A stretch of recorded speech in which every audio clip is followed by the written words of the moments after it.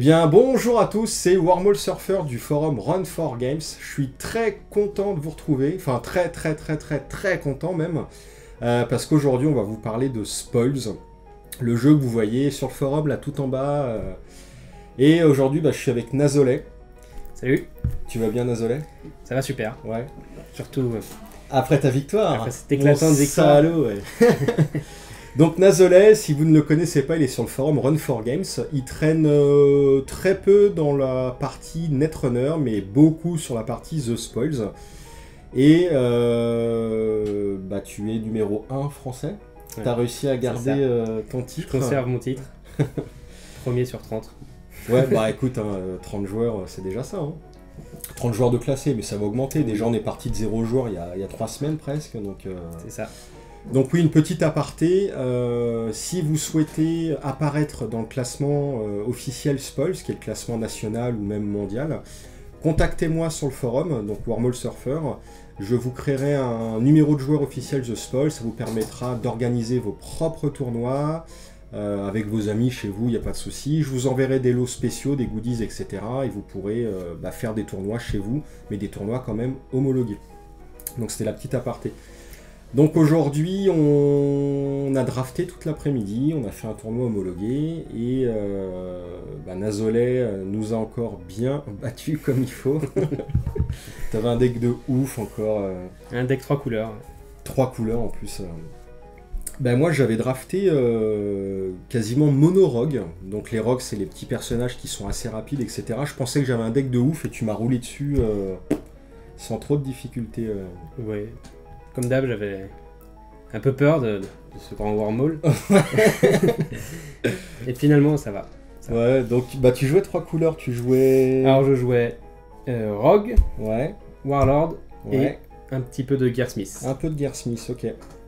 Au niveau de tes ressources, tu partais comment? Alors j'ai commencé avec mes 2 ressources de base, Rogue, les Warlord, Rages, les Warlords, ouais. Rage.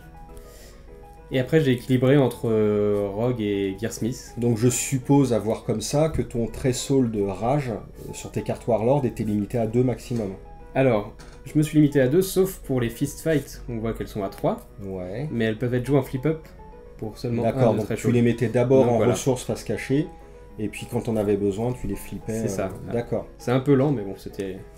Ouais, ça fait des removals en plus. Oui. Des pets créatures. Donc les removals, pour ceux qui ne connaissent pas, c'est les anti-créatures, les anti-caractères.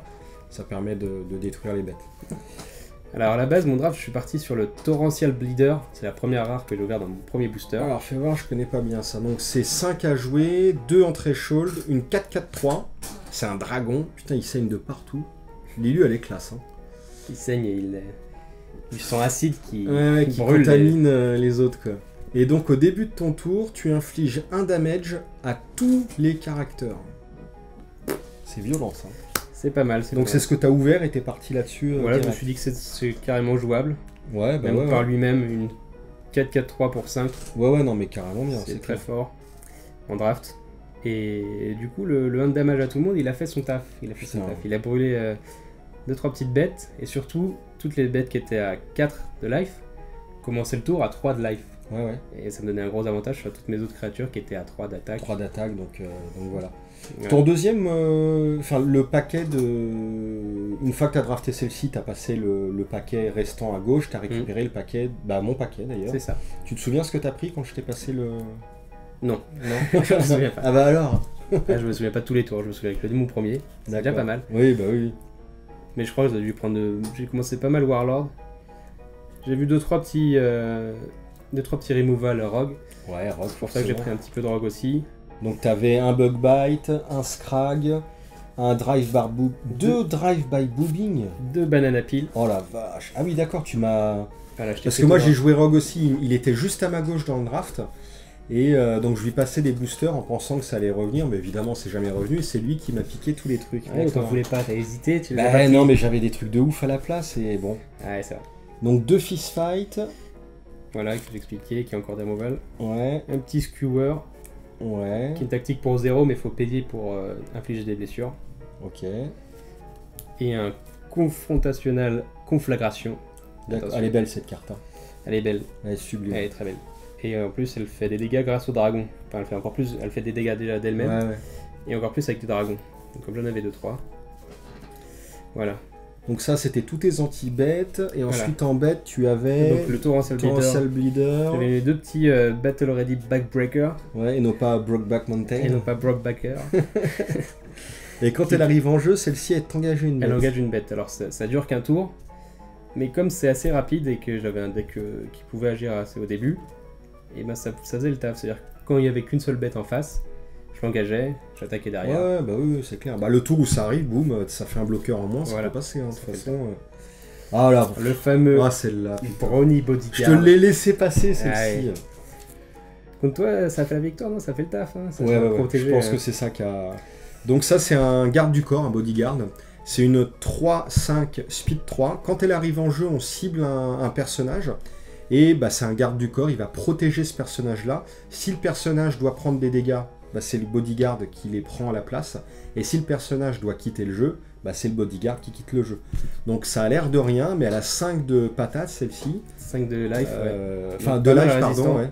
Pas mal résistant. Et t'avais ciblé laquelle? La 8-5-3 contre moi, ciblé, ouais, un gros... Ah ouais, non, mais j'en ai celle-là, non? Ouais, c'est ça. Le Arena Quarter finaliste. La 7-5-3, j'ai rien 7, pu 5, faire. Ah putain, il était cool ton deck. Tour de bras.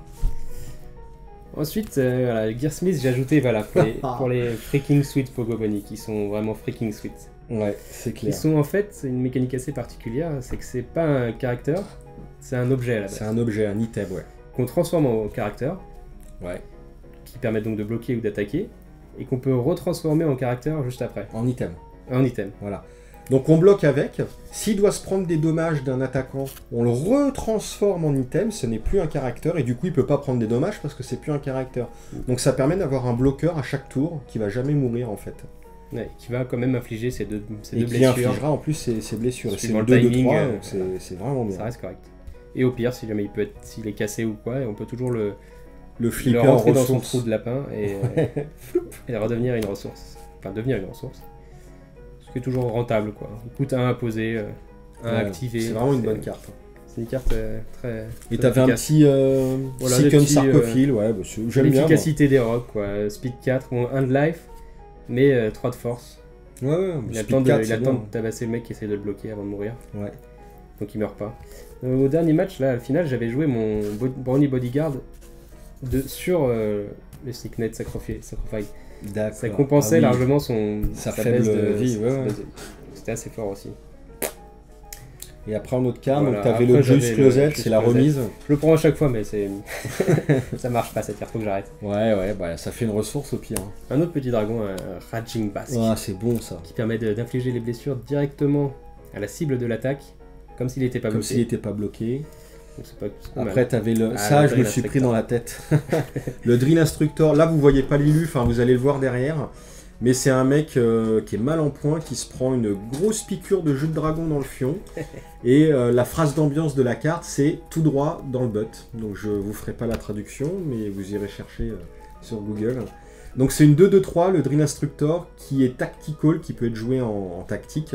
Pas pendant une bataille par contre, et quand elle arrive en jeu, on pique un autre caractère, et au début du prochain tour, le caractère qu'on vient de choisir gagne +3 en force.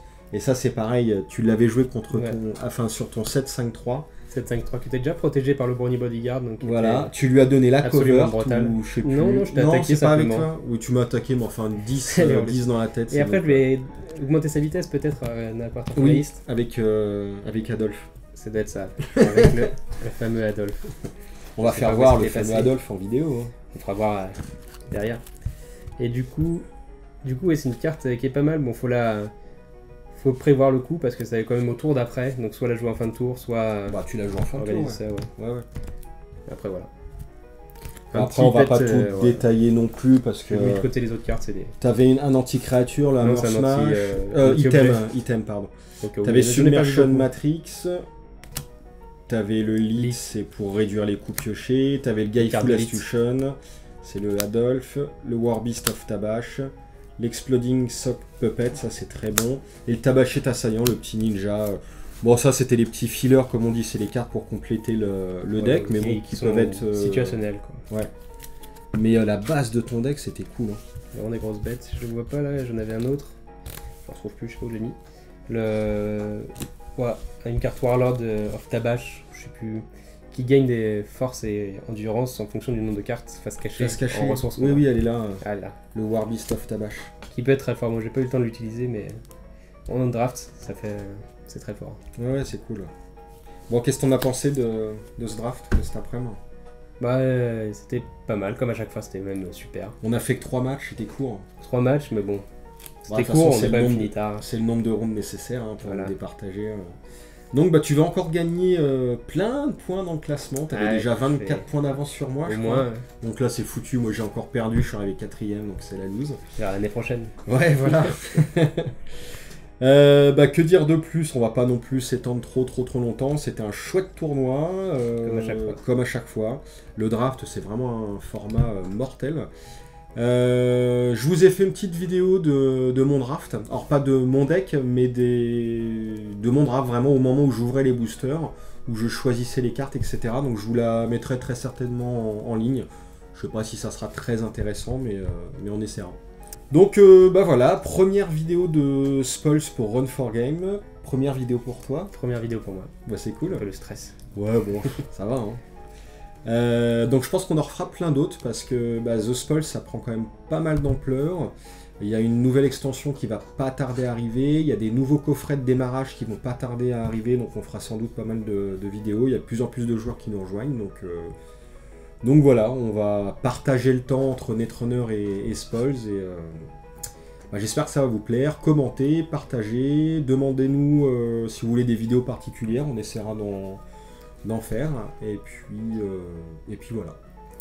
Et bien sur ce, merci beaucoup de nous avoir regardés, jouez à Spoils parce que c'est fun, et vive les micromagies. Vive les micromagies.